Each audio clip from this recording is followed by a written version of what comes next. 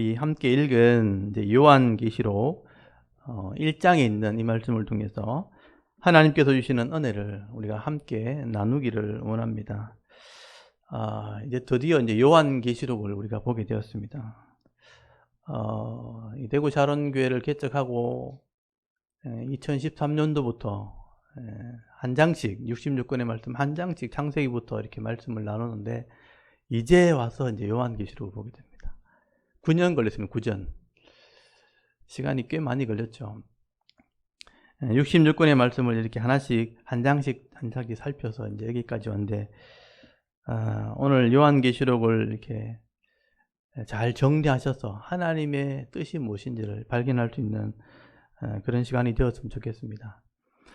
여러분 성도들이 요한계시록 하면 제일 먼저 생각하는 게 요한계시록은 어려운 책이다. 그리고 이 요한계시록은 아무나 해석할 수 없는 그런 무서운 책이라 보통 그렇게 생각을 하게 됩니다. 근데 사실은 그렇지가 않습니다. 요한계시록은 성도들이 많이 오해를 하고 있는 그런 책 중에 하나입니다. 창세기서부터 이 유다서까지 요한계시록 앞에까지를 성실하게 잘 우리가 읽어왔다면, 그리고 이 하나님 말씀을 통해서 하나님 구원 계획이 뭔지를 알고 있다면 이 요한계시록도 누구나 쉽게 이해할 수 있습니다. 우리가 이제까지 이 하나님 말씀을 차례대로 들어왔기 때문에 여러분 이 조금만 설명을 덧붙이면 이 요한계시록은 다 이해할 수 있습니다. 근데 우리가 이 요한계시록을 대부분 사람들이 어렵게 느끼는 이유가 뭐냐 하면 전체를 잘 알지 못하면서 요한계시록만 보고 잘못된 해석을 너무 많이 한 거예요. 그런 것들을 너무 많이 들은 사람들은 그것 때문에 헷갈리는 겁니다. 근데 요한계시록 자체에 있는 말씀만 가지고도 충분히 이해할 수 있습니다. 그래서 이 요한계시록에 있는 말씀을 차근차근 이제 잘 들으시면 되는데, 이제까지 들었던 복잡한 잘못된 이야기들을 일단 내려놓으시고 이 요한계시록 자체에 있는 이 말씀을 잘 들어서 이제 22장까지니까 차근차근 이 말씀을 설명할 때 그 당시 초대교회 성도들, 그 상황들을 먼저 이해하시고요. 그 초대교회 성도들을 향해서 주시는 하나님의 위로와 또 소망과 이 기쁨의 이 말씀들을, 은혜를 다 받아 누릴 수 있는 그런 시간이 되기를 바랍니다. 우리 첫 번째로 먼저 우리가 요한계시록의 배경과 더 의미를 먼저 이해를 해야 되는데요. 여러분 요한계시록은 이 당시에 로마 황제에 의해서 굉장히 핍박받는 성도들에게 위로와 소망을 주기 위해서 기록한 편지라는 것을 먼저 여러분 아셔야 됩니다. 그러므로 요한계시록이 쓰여진 가장 큰 목적이 뭐냐 이렇게 물으면 당시에 핍박받는 그 두려움 속에 있는 성도들에게 주시는 소망의 편지라는 것을 먼저 기억하십시오. 그 당시의 성도들에게 소망을 주려고 또는 희망을 주려고 위로하려고 썼던 편지입니다. 요한계시록 안에는 어떤 인류 종말에 대한 얘기, 심판에 대한 얘기가 기록되어 있지만 사실은 성도를 두렵게 하려고 이 책을 기록한 게 아닙니다. 소망을 주려고 기록한 편지고요. 그러므로 이 요한계시록의 전체 주제를 말하라 그러면 위로와 소망입니다. 위로와 소망.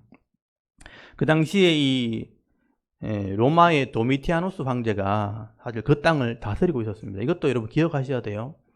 도미티아누스 황제에 의해서 핍박을 받는 그런 상황이었습니다. 제가 지난주에도 말씀을 드렸지만 이 도미티아누스 황제는 자기가 신이라고 선포를 했고요. 그리고 로마가 다스리고 있는 모든 속국의 사람들, 그 백성들에게 자기가 신이기 때문에 나를 예배하고 섬기라고 명령을 하게 됩니다. 이것을 이제 황제 숭배 사상이라고 그렇게 얘기합니다. 이 황제 숭배 사상은 정치적으로 그 당시에 이 광대한 로마 제국을 효과적으로 통치할 수 있는 어떻게 보면 통치 수단 중에 하나였습니다. 그래서 이것을 거부하는 사람들은 로마에 의해서 고문을 당하기도 하고 끔찍하게 죽임을 당하는, 박해를 당하는 그런 상황이었습니다. 그때 제일 많이 피해를 입은 사람들이 바로 기독교인들이었습니다. 이 기독교인들은 우상을 섬기지 않도록 계명을 받은 사람들이고 또 사람이나 우상에 절하지 않습니다. 그래서 황배, 숭배 사상을 거부하게 되었고, 이런 기독교인들을 잡아서 감옥에 가두기도 하고, 때로는 끔찍하게 사형을 처하게 됐습니다. 십자가형은 기본이었습니다. 불에 태워서 화형으로 죽이기도 하고, 짐승에게 던져서 싸우게 해서 죽게 만들기도 하고, 그 일화를 보면 굉장히 비참한 죽음들이 많이 기록되어 있습니다. 그래서 그 당시에 이 사도들은 물론이고 교회 지도자들조차도 다 순교를 당하게 됩니다. 그리고 이 교인들은요, 로마 핍박을 피해 가지고 이리저리 흩어지게 되었고, 나중에는 지하로 들어가죠. 굴 속으로 들어가서 카타콤이라고 하는, 이 카타콤이라는 말은 카타라는 말과 툼바스라는, 그러니까 속에 있는 무덤이라는 뜻이에요. 그러니까 시신을 매장하는 무덤이었는데 그곳에 숨어서 예배를 드리기 시작했습니다. 그래서 그 카타콤이 로마에도 남아있고 각 지역에 남아있습니다.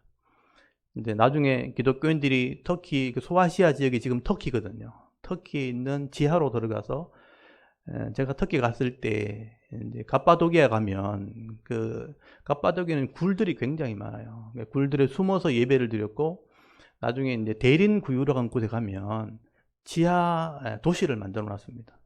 제가 좀 보여드리려고 사진을 가져왔는데, 제일 먼저 우리 화면을 보여주시면, 이게 이제 대린 구유의 지하를, 설계도를 그린 거예요. 엄청나죠? 120m까지 내려갑니다. 이 안에 2,000명의 사람이 살았다 그러는데, 실제로 공개된 곳은 8층까지만 내려가 있습니다. 그러니까 20층까지 되어 있는데, 8층까지, 이제 우리도 이제 갔을 때 8층까지 내려갔었는데, 가파른 이제 굴을 따라서, 한번 다음 사진 보여주시면, 여기 이제 내려가는 길입니다. 이런 굴들을, 입구를, 처음에는, 갑바도기아 같은 경우는 이게 산으로 돼 있어가지고 구멍이 뻥뻥뻥 뚫려 다 보여요. 근데 이 대륜구이는 그냥 맨바닥인데 입구로 들어가면 이렇게 나옵니다. 다음을 이렇게 주시면, 이제 8층까지 내려가면 거기 교회가 나와요. 이게 교회 자리입니다. 여기는 특별히 십자가로 이렇게 방을 만들어가지고 여기서 예배를 드렸던 곳입니다. 이 안에 신학교도 있고, 사람들이 무덤도 있고 다 있습니다. 실제로 가서 이런 성도들이 여기서 예배 드렸고, 이제 박해를 피해서 들어갔던 곳입니다. 다음에 이제 로마에 있는 카타콤인데, 요건 터키고, 요건 로마에 있는, 이거는 실제로 무덤입니다. 이 가로로 파여 있는 것은 시신을 안장하는 무덤이에요. 무덤을 안장해 놓고 옆에 방을 만들어서 또 예배를 드리고 또 굴을 파서 또 들어가고 이렇게 해서, 실제 로마 가면 이것도 바닥에 있는데, 바닥에 이제 표시 안 나는데 굴로 들어가면 이런 이제 도시가 나옵니다. 그러니까 그 당시에 그만큼 핍박이 심했다는 걸 알 수 있어요. 지금 우리는 지금 뭐 만약에 우리 북한에도 그렇고 이렇게 숨으면 뭐 산에 굴에 들어갔다 이런 얘기를 들어봤잖아요. 근데 이 정도까지 할 정도면 오랜 시간 동안, 거의 300년 가까이 되는 시간 동안 핍박을 받았기 때문에 엄청난 고난을 경험했다는 것을 알 수가 있습니다. 그래서 그 당시에 이 기독교인들은 너무너무 고통이 심하고 힘드니까 차라리 그냥 주님 빨리 오시면 좋겠다. 주님 오신다 그랬으니까, 하늘로 올라가시면서 네가 보여준 대로 그대로 오리라 그랬으니까 그냥 빨리 주님 오시면 좋겠다. 그래서 성도들이 서로 만나면 인사하는 게 마라나타였어요. 마라나타거든요. 주님이 임하신다. 그래서 주님 곧 오신다 라는 의미였어요. 조금만 참읍시다 이런 의미죠. 힘드니까 만나, 마라나타, 주님 곧 오십니다. 조금만 참읍시다. 그게 인사였어요. 마라나타. 근데 우리가 지나온 역사를 우리가 이제 역으로 복귀해 보면, 사실은 하나님의 계획 속에서는 그때 아직 주님이 오실 때가 아닌 거죠. 한번 생각해 보십시오. 기독교 핍박이 시작되고, 그 당시에 도미티아누스 황제, 그 앞에 이제 네로부터 시작됐거든요. 도미티아누스 황제 이후에도 거의 300년 가까이 계속 핍박이 되어집니다. 근데 그 당시에 성도들은 주님 빨리 오십시오 라고 그렇게 기도했다면 아직은 때가 아닌 것이죠. 실제 AD 313년에 콘스탄틴 황제가 기독교를 공인하고 인정을 합니다. 황제가 예수를 믿게 돼요. 그때부터 지하에 있는 사람들이 나오기 시작합니다. 이때가 AD 사도 요한이 90년경이거든요. 그러니까 아직 200년 가까이 핍박이 남아있는 거예요. 역사적으로 볼 때. 그래서 다음 화면 보여주시면 실제 이 로마에는 핍박이 있게 되어지는데 이게 하나님 전체 구원 계획이라고 봤을 때 여러분 여기 요 사이가 초대교회입니다. 초대교회. 성령이 임하시고 교회가 생겼을 때 핍박이 로마에 의해서 로마 정부가 그 땅을 다스렸으니까 엄청난 고난이 있었거든요. 그러니까 313년 기독교 공인될 때까지는 핍박이 있는 건데 그때 그 성도들이 빨리 주님 오라고 요구하면 하나님 볼 때 이때 돼야 오는데 우리는 이 중에 어디 살고 있겠죠? 이방인들이 전도되는 기간 안에. 그러니까 아직 때가 아닌 것이죠. 그래서 이제 로마에 있는 이 기독교인들이 그렇게 요구할 때 하나님 때가 되지 않았고 이 기독교 공인이 되고 난 뒤에 로마를 중심으로 해서 그때 로마가 닦아놓은 길들을 통해서 복음이 전파되기 시작합니다. 그래서 유럽이 전도되고 아메리카, 한국 이렇게 복음이 전거되는데 이렇게 결국은 더 이상 돌아올 사람이 없게 되었을 때 돼야 종말이 오거든요. 그때 주님 오십니다. 근데 하나님의 구원 계획은 아직 멀은 것이죠. 그래서 하나님께서는 당시에 이런 이 로마 황제에게 핍박을 받는 그런 성도들이 빨리 오십시오. 마라나타 이렇게 기도할 때 아직은 때가 되지 않았다는 것을 그 당시 성도에게는 알려줘야 되는 거예요. 아직은 아니다. 앞으로 되어질 일이 있고 이런 일들이 다 끝나져야 주님 오신다는 얘기를 해줘야 위로를 받겠죠. 아직 아니구나. 그래서 이 하나님께서 그 당시 요한에게 이런 필요성을 느낀 겁니다. 그 고통받는 이 성도들이 견뎌내야 이방인이 구원받을 수 있거든요. 그러니까 아직은 때가 아니다는 것을 천사들을 통해서 요한에게 알려주게 되었다 하는 얘기를 하게 되는 겁니다. 그래서 여러분 오늘 요한계시록 1장을 한번 보십시오. 1장 1절을 보시면 예수 그리스도의 계시란 말 나오죠. 계시란 말이 열개자에 보일 시자니 열어서 보여준다. 앞으로 되어질 일을 모르지만 미리 열어서 보여준다 이런 의미예요. 예수님이 미리 보여주는 건데 이게 뭐냐? 하나님이 그에게 주사 반드시 속히 일어날 일들을 그 종들에게 그 당시 사역자들에게 보이시려고 그 천사들을 그 종 요한에게 보내어 알게 하신 것이라고 시작을 하게 됩니다.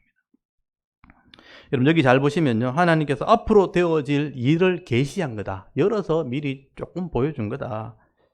그렇게 말씀하죠. 그래서 반드시 속히 되어질 일, 이게 중요한데요. 이게 하나님의 계획이란 뜻이에요. 이미 하나님은 이런 계획을 다 가지고 계신다. 종말의 심판까지 계획을 가지고 계신 거예요.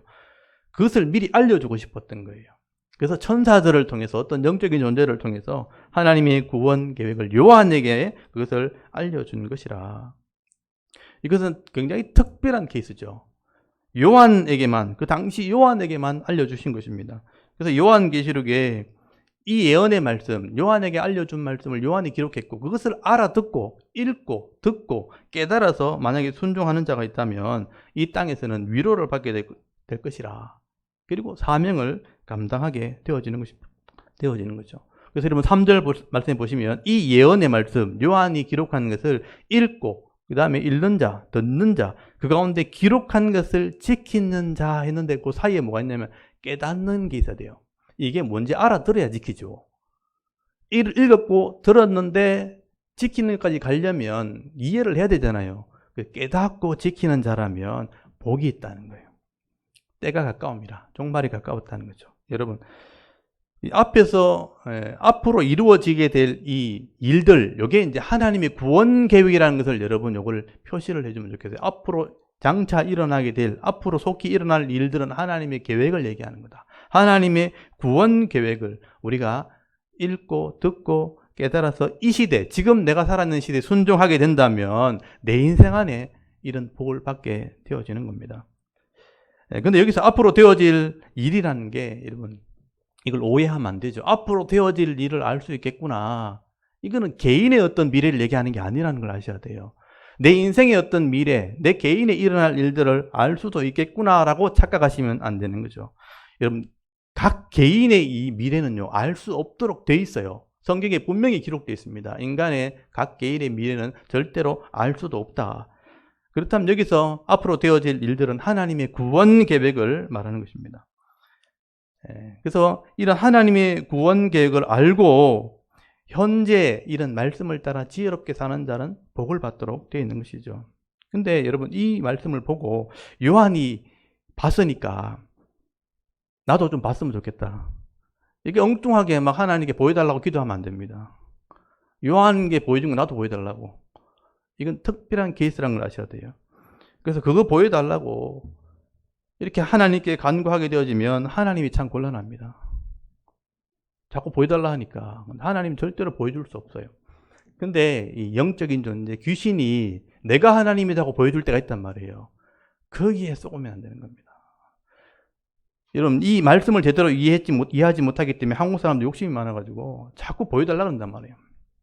그러니까 귀신이 진짜 뭘 보여줘요. 들려주고 보여주면 나 봤다 그러면서, 들었다면서 그걸 해석하게 되어지고, 거기서 이 기독교에서 잘못된 해석이 나오면서 이단들이 나오기 시작한 겁니다. 그래서 요한계시록에서 많은 이단들이 나오게 되는 것이죠. 그래서 여러분이 이렇게 다니시다가 내가 봤다, 내가 들었다 하는 사람 보면요, 불쌍히 여기시면 됩니다. 잘 돌봐주시고요. 이단 하나 또 나왔다 이렇게 생각하면 됩니다. 그리고 4절에 보시면요, 이 수신자, 이 편지를 보내는 분을 설명하게 되는데요. 소아시아 7교회에 이제 이 편지를 기록한다고 얘기하고 있죠. 이 소아시아 7교회는 11절에 나와 있습니다. 소아시아 7교회에 에베소, 서머나, 버가모, 두아디라, 사데, 빌라델비아, 라오디게아 교회, 이렇게 7교회가 있는데요. 이 소아시아 7교회는 다음 그림을 좀 보여주시면, 요건 로마의 황제의 핍박입니다. 핍박. 요거는 이제 상식적으로 좀 그냥 아시면 돼요. 67년에 이제 네로가 죽거든요. 이게 1차 박해라 그러고, 요걸 로마의 10대 박해라 그러는데, 두 번째가 이제 96에서 96년 도미티아노스 황제. 이때 사도 요한이 있었던 시대죠. 다음을 넘기면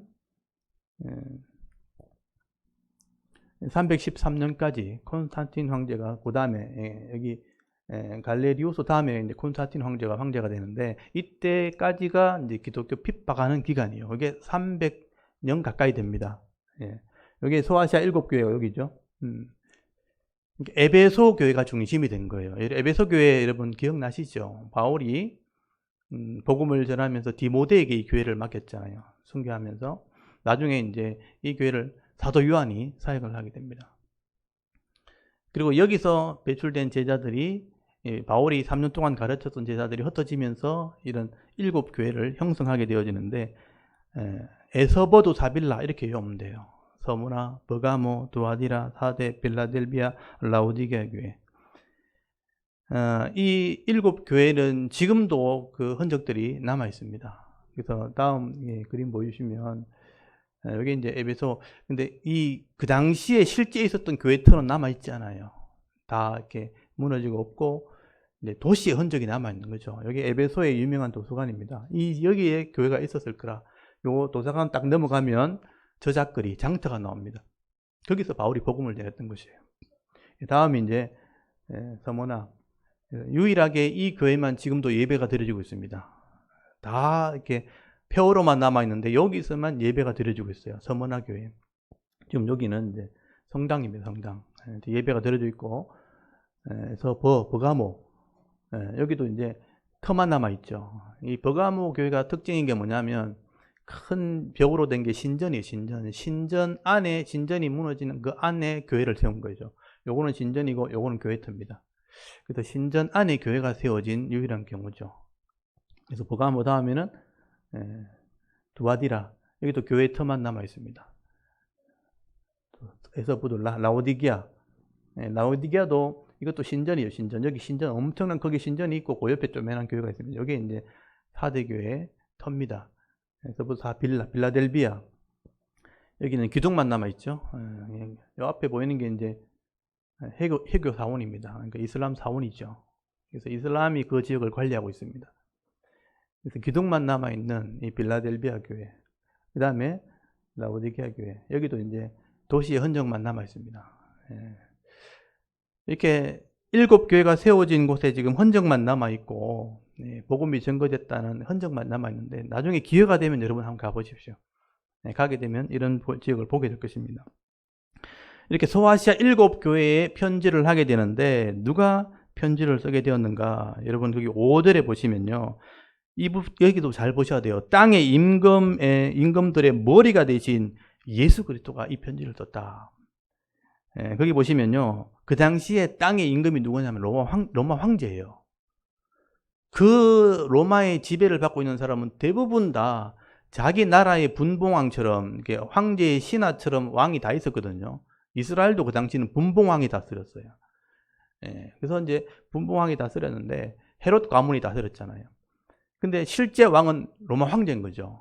근데 그 황제가 진짜 왕이 아니라 그 세상에 임금들의 머리가 되신 분이 있는데 그분이 예수 그리스도예요. 그래서 그 세상의 나라를 다스리는 그 주님이 이 편지를 쓰게 되었다 하는 얘기를 하게 되는 겁니다. 그래서 여러분 9절에 땅의 임금들의 머리 되신 예수 그리스도라는 말을 줄을 정하시고, 지금도 우리가 대통령이 고난을 가졌지만 그 고난을 주신 분이 예수 그리스도입니다. 땅의 임금들의 머리 되신 그분이 이 편지를 쓰는데 거기 7절에 보면 구름 타고 다시 오실 분이라, 이 얘기는 심판하러 오신다는 얘기예요. 심판하시는 분이고, 8절에 이분이 처음이고 마지막이라, 알파와 헬라어의 첫 글자와 오메가 마지막 자, 그래서 처음과 마지막이고, 그리고 전에도 계셨고 장차 오실 분이고 전능하신 분이 이 편지를 교회들에게 쓰신 것이라 라고 말씀을 하고 있습니다. 그리고 주님이 이 편지를 하실 때 크게 세 가지 구조를 가지고 이걸 편지를 기록을 하게 되는데, 여러분 요한계시록을 이해하려면 일단 이 부분을 먼저 이렇게 이해를 하셔야 돼요. 세 부분으로 나눠져 있다는 것. 여러분 1장 19절 한번 보십시오. 1장 19절에 보시면 여러분은 네가 본 것과 지금 있는 일과 장차 될 일을 기록하라 그랬거든요. 이 형식을 따라 기록을 하게 되는데, 그래서 네가 먼저 본 것이 무엇인가 우리가 이제 알아야 되는 거예요. 그리고 이제 있는 일이 뭔가도 알아야 되고 장차 될 일이 뭔가 하는 것들 알아야 요한계시록이 전체를 이제 구조를 이해하게 되는 거예요. 요한계시록 읽을 때 이 세 가지 구조를 반드시 염두에 두고 성경을 읽으셔야 됩니다. 첫 번째 이 네가 본 것이 뭐냐 하면 1장 1절에서 1장 19절에서부터 거기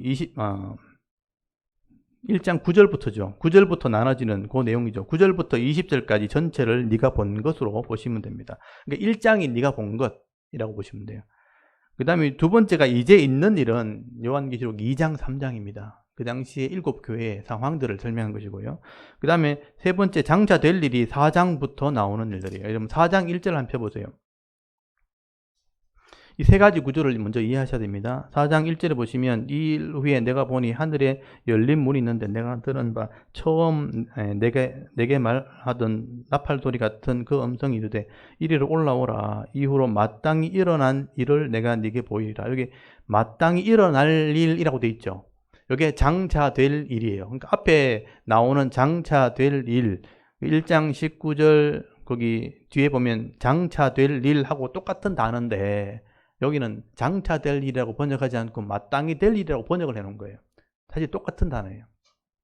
그래서 여기 장차 될 일을 내가 보여주겠다 해서 쭉 22장까지 설명한 거예요. 이렇게 세 개로 나눠지는 거죠.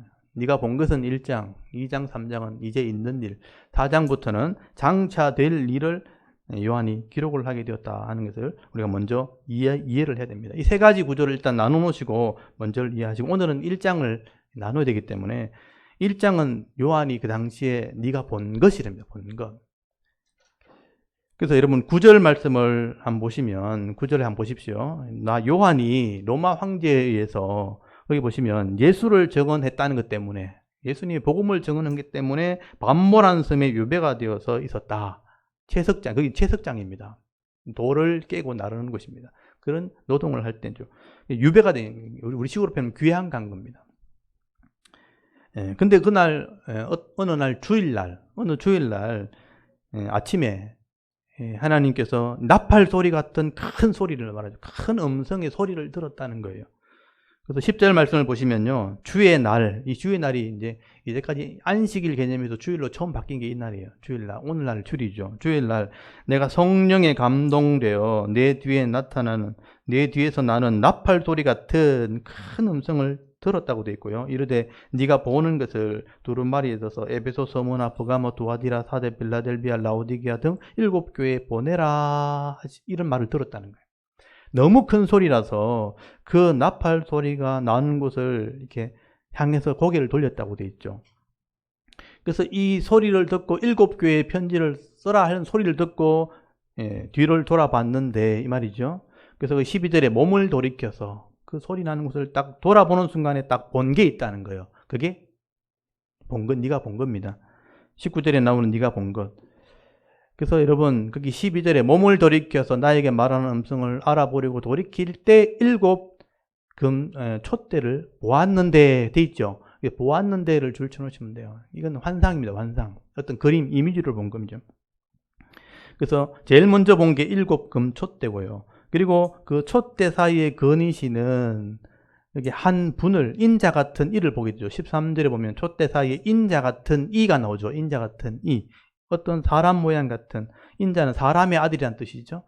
어떤 사람의 아들 같은 한 분을 내가 보게 되었다. 그래서 요한은 2가지를 본 거예요. 금촛대와 그 사이에 거니시는 사람의 아들 같은 분을 보게 된 것입니다. 근데 여기 인자 같은 분이 누구냐가 이제 중요한 거죠. 근데 이 그림, 이 이미지가 어디서 나왔냐면 구약의 다니엘서에 나오는 이미지예요. 그러니까 다니엘서에 나오는 이미지를 요한이 끌어왔다고 봐야 돼요. 아니면 그 이미지를 가지고 설명을 했다고 봐야 되는 것입니다. 다니엘서 10장 1절에서 9절에 보면요, 이 예수님의 모습이 나와요. 이게 영광스러운 주님의 모습입니다. 이 한마디로 말하면 이 요한이 본 것과 다니엘이 본 것은 같은 것인데 영광스러운 주님의 모습을 보게 된 것입니다. 그래서 조금 비교해 볼 텐데 여러분 다니엘서 10장 5절 6절인데 1절부터 상황을 알려면 1절부터 9절까지를 한번 읽어보셔야 돼요. 여러분 이거 잘 보십시오. 이 이미지가 왜 여기 있고 이것을 왜 인용했는지를 아시면 돼요. 요한계시록의 해석은 다른 게 아니고요. 성경의 이미지를 어떻게 아느냐가 중요한 거예요. 별다른 해석이 사실 필요 없어요. 다니엘서 10장 1250페이지 찾으셨어요? 여기 10장 1절부터 여기 9절까지인데 그 당시에 이 이스라엘은 바벨론에 멸망당했고 포로된 상태였어요. 나라가 망한 상태고 굉장히 어려움 당하는, 그러니까 사도 요한과 똑같은 어려움을 당하는 시대였어요. 나라가 망했으니까. 그 상황 가운데 보여준 거거든요. 그래서 여러분 10장 1절부터 9절까지를 우리가 한번 읽어볼게요. 어떤 내용인지 한번 읽어보시기 바랍니다. 1절부터 한번 읽겠습니다. 시작. 바사왕 고레스 제3년에 한 일이 벨드사살이라 이름한 다니엘에게 나타났는데 그 일이 참되니 곧 큰 전쟁에 관한 것이라. 다니엘이 그 일을 분명히 알았고 그 환상을 깨달으니라. 그때에 나 다니엘이 세 일해 동안 슬퍼하며 새 이래가 차기까지 좋은 떡을 먹지 아니하며 고기와 포도주를 입에 대지 아니하며 또 기름을 바르지 아니하니라. 첫째 달 24일에 내가 hit대겔이라 하는 큰 강가에 있었는데 그때에 내가 눈을 들어 바라본즉 한 사람이 세마포옷을 입었고 허리에는 우바수 순금띠를 띠었더라. 또 그의 몸은 황옥 같고 그의 얼굴은 번갯빛 같고 그의 눈은 횃불 같고 그의 팔과 발은 빛난 놋 같고 그의 말소리는 무리의 소리와 같더라.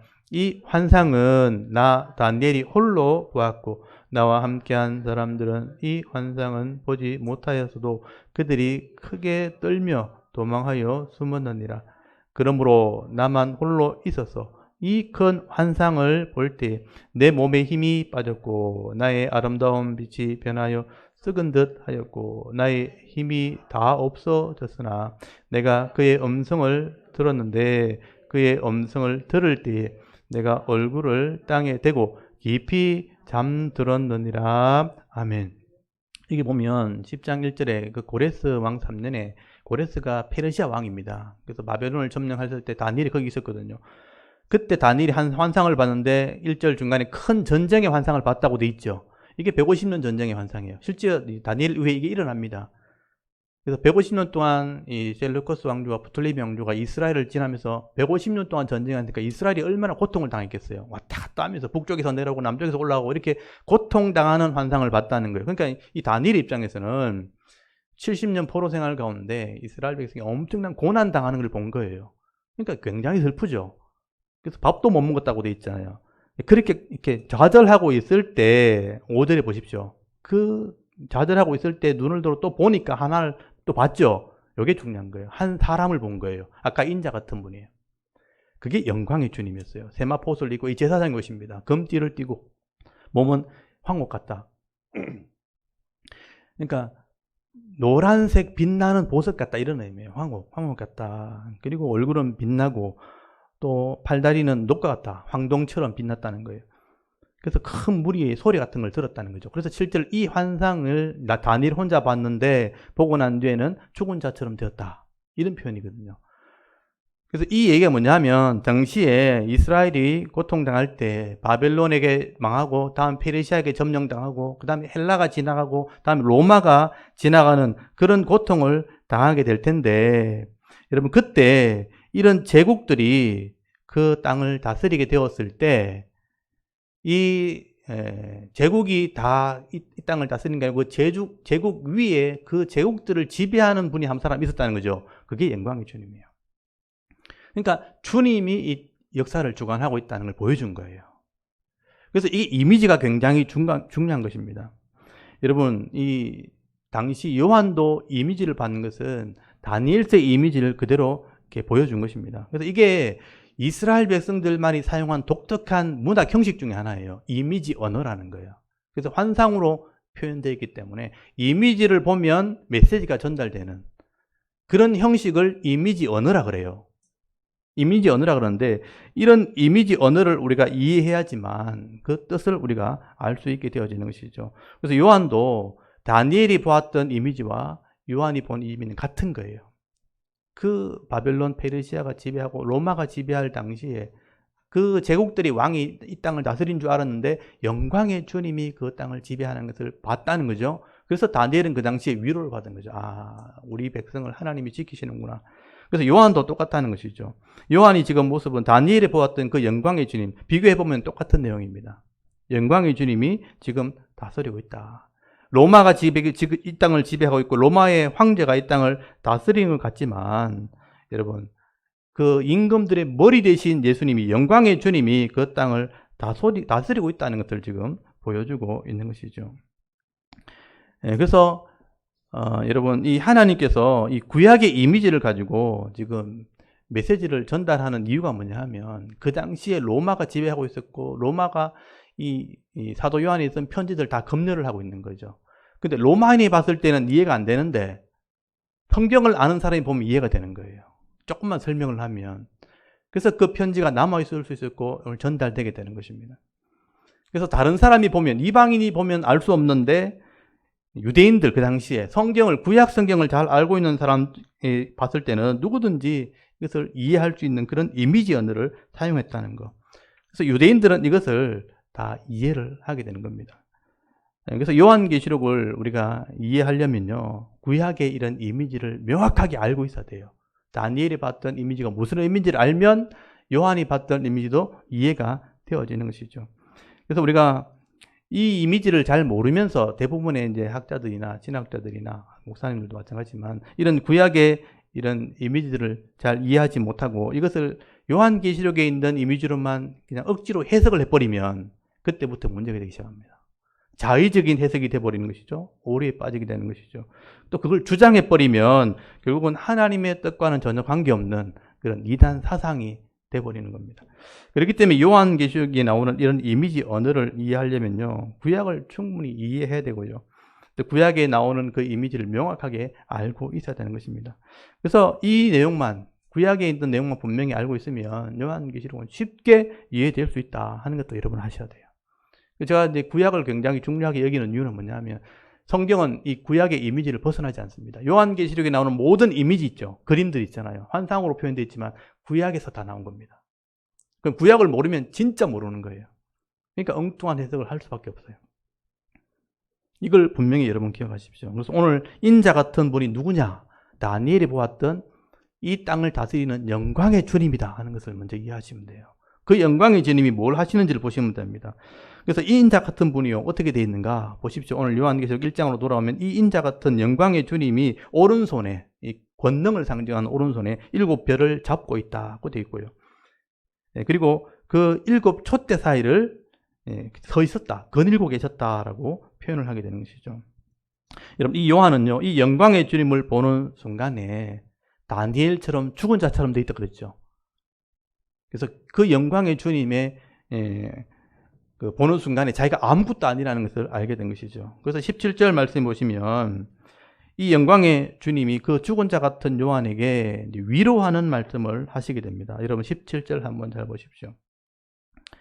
17절을 보시면요, 거기 내가 볼 때 그 발 앞에 엎드려 죽은 자 같이 되매 그가 오른손을 내게 얹어 이르시되, 제일 먼저 뭐라 그러시죠? 이게 오늘 핵심이에요. 두려워하지 말라.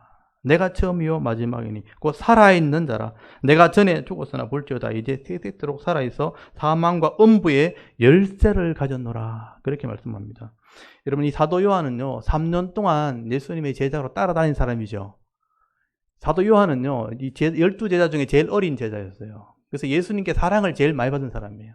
성찬식 할 때 예수님의 품에 안긴 자가 있었죠. 이 사도 요한입니다. 그만큼 예수님과 가까웠어요. 누구보다 예수님을 잘 아는, 내가 예수님께 사랑받았다고 표현할 정도로 그런 제자가 요한이에요.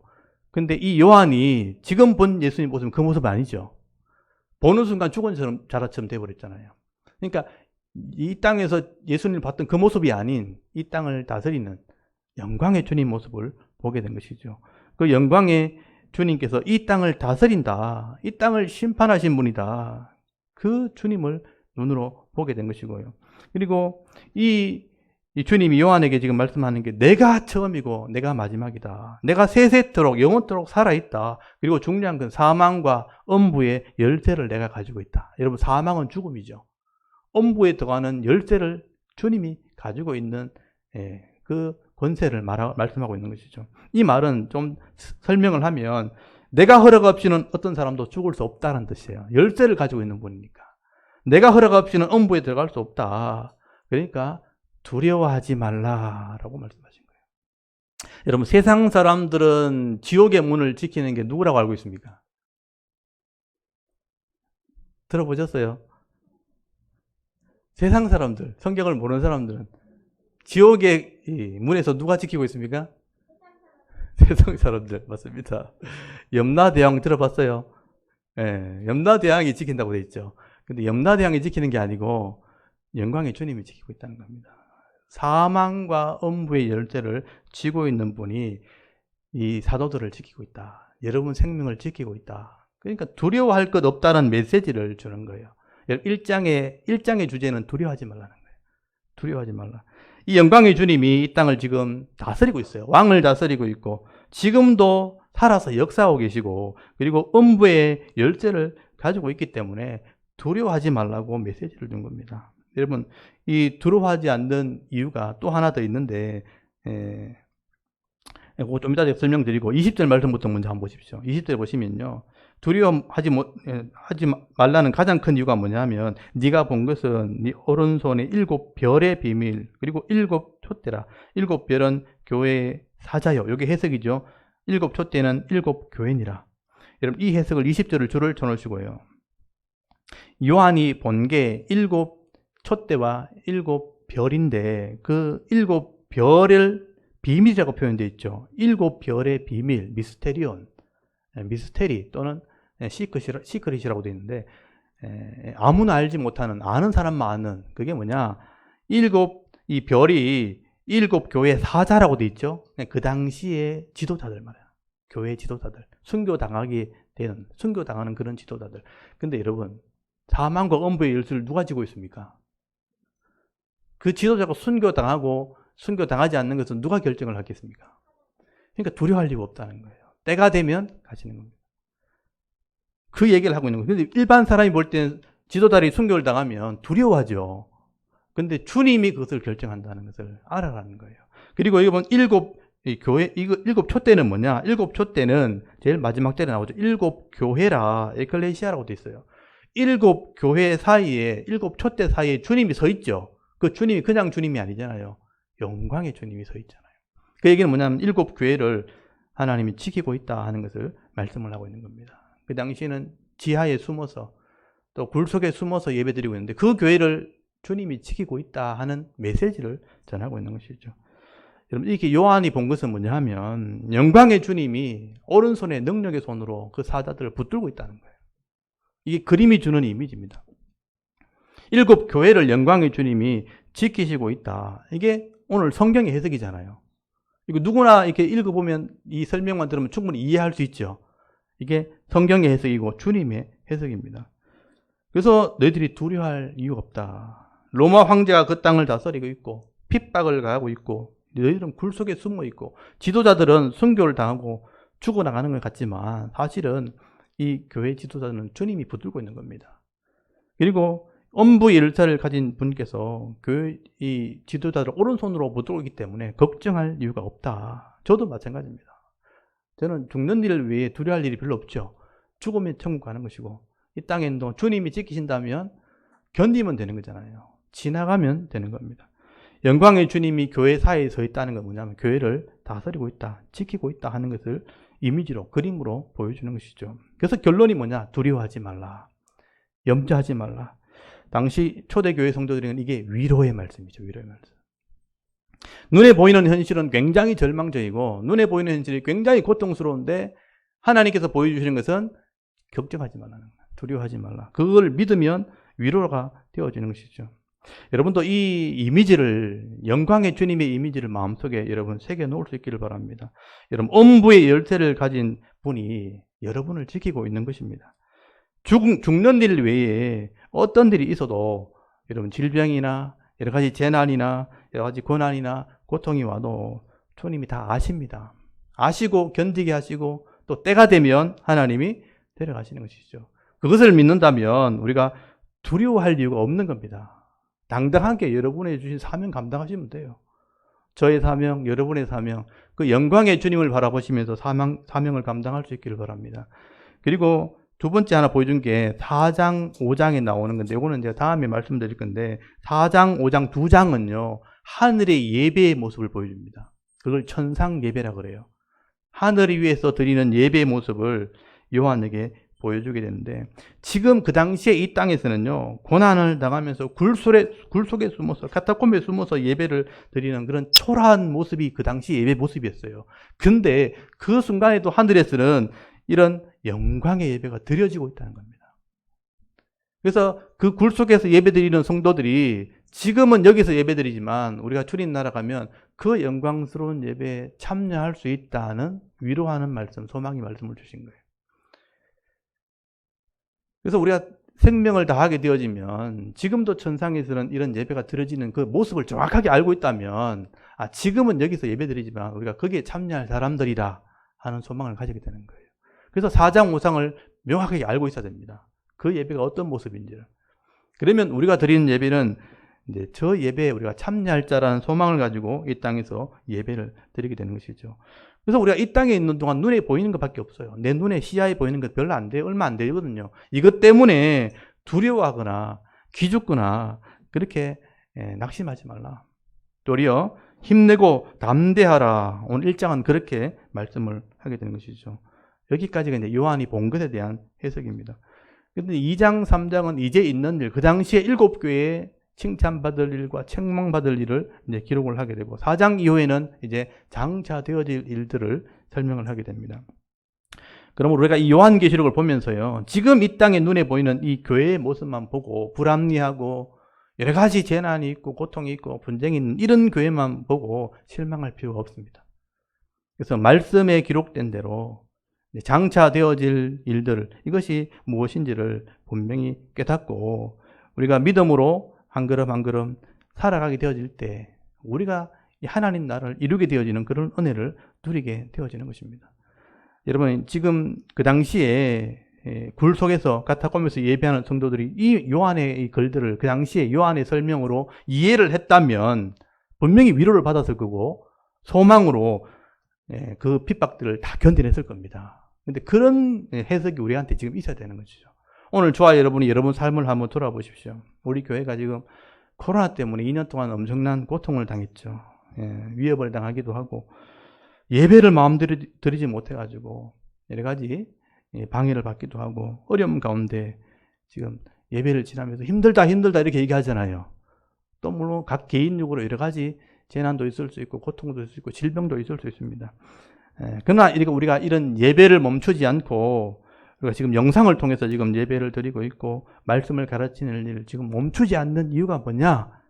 우리가 앞으로 참여할 예배가 있기 때문입니다. 그것을 믿기 때문입니다. 또 영광의 주님이 우리를 지키신다는 것을 믿기 때문입니다. 그 믿음으로 우리가 이겨내는 거, 견디는 것이죠. 오늘도 이 요한계시록 1장 말씀을 잘 묵상해 보시고요. 오늘 저와 여러분이 눈에 보이는 이 세상에서 일어난 이런 환란이나 핍박이나 재앙이나 또 여러 가지 문제들, 악한 사람들 보면서 막연한 두려움을 가지는 것이 아니라 하나님께서 예배해 놓으신 이 놀라운 하나님의 구원 계획을 여러분 이해하시고요. 이 하나님 나라의 영광을 바라보면서 내게 주어진 여러분 각자의 삶의 현장에서 믿음으로 사명 감당할 수 있는 신실한 성도들이 다 되실 수 있기를 주의 이름으로 축원합니다. 아멘. 잠깐 기도드리겠습니다. 하나님 은혜를 감사합니다. 오늘도 우리가 하나님 앞에 나와 예배하게 하시고